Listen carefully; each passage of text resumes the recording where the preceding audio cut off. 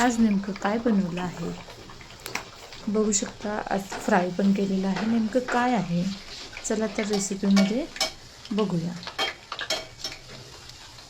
नमस्कार, परत एकदा तुमचं तनुजास किचन चॅनलमध्ये स्वागत आहे। मी तनुजा आज तुमच्यासाठी घेऊन आली आहे भन्नाट अशी रेसिपी।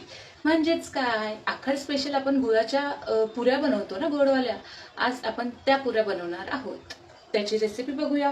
कारण आखाड महिन्यामध्ये कोणाला पोटाचे त्रास होतात, कोणाचे पोट दुखते, म्हणून आपण परंपरेनुसार आजची ही रेसिपी तयार करणार आहोत, म्हणजेच गव्हाच्या पिठाच्या गोड पुऱ्या। चला तर रेसिपीला सुरुवात करूया।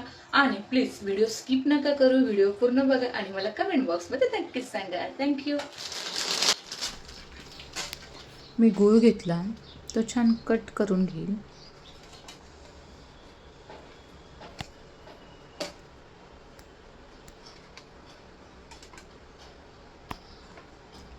कट करून घेऊया।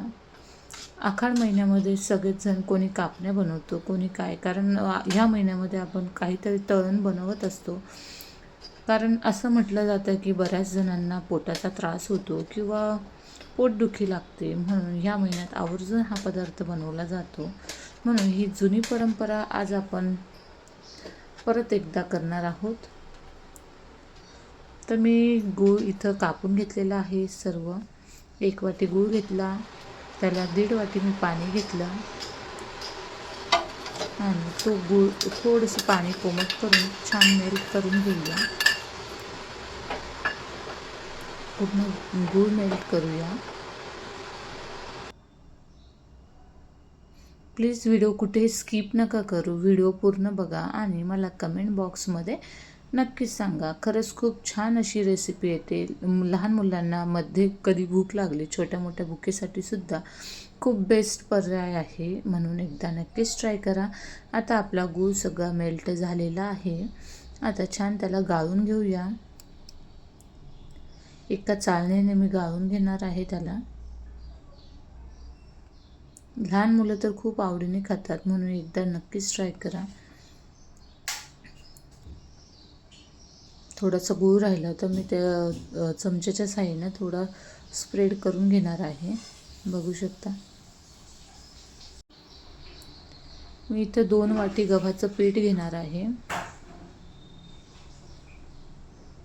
आणि थोडं मीठ टाकणार आहे चवीनुसार आणि थोडंसं तेल, बघू शकता। आणि ते पाणी थोडं थोडं घेऊन टाकून पीठ छान भिजवून घेऊया। थोडं थोडंच टाका सुरुवातीला, उरलं तर उरू द्या।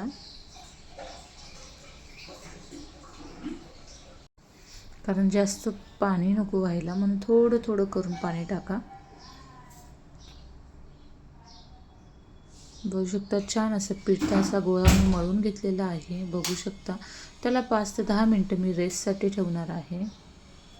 5-10 मिनटानंतर थोडंसं कोळपाट्याला तेल लावून, हाताला तेल लावून मी छान गोळा चिकना करून घेणार आहे, बघू शकता।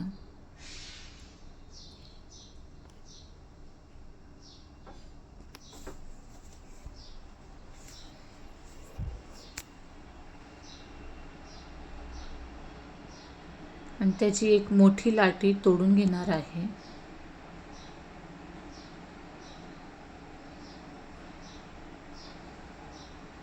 आणि त्याची मोठी चपाती करून घेऊया।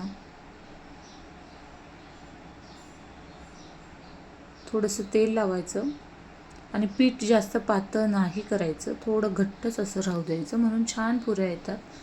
बघू शकता मी पूर्ण एक चपाती लाटून घेणार आहे।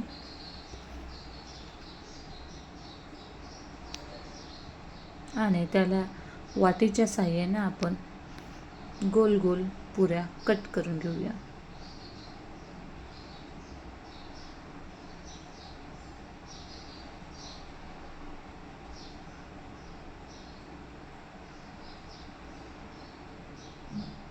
म्हणजे तुमचा वेळ देखील वाचेल आणि एका वेळेला 4 ते 5 पुऱ्या देखील होतील, म्हणून असं केल्याने तुमचा वेळ वाचणार आहे। तुम्हाला एक जर करायची, एक देखील करू शकता, पण हे बेस्ट राहील। एकदा नक्कीच ट्राय करून बघा।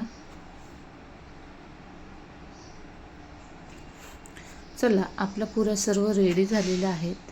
आता एक एक करून आपण तळून घेऊया. बघू शकता किती छान अशा आपल्या आखाड महिन्यातल्या पुऱ्या रेडी आहेत. तुम्हाला ही रेसिपी कशी वाटली मला कमेंट बॉक्समध्ये नक्कीच सांगा. चला तर मग मंडळी, आज घेऊन आली तुमच्यासाठी खास पुरी. बघू शकता कसली टम्म फुगलेली आहे. तुम्हाला तोडून देखील दाखवणार आहे. मस्त अशी खायला देखील खूप सुंदर आलेली आहे. चला तर, एक नंबर. तुम्ही पण ही रेसिपी ट्राय करा आणि मला कमेंट बॉक्समध्ये नक्कीच सांगा. थँक्यू. असेच नवनवीन व्हिडिओ